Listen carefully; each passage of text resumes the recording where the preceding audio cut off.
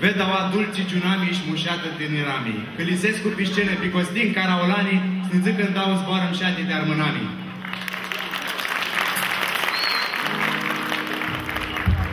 Bună seara, nami. Ascântă un cântic de saldară, de toți armânii, de toți câțăbații și tot de horlii.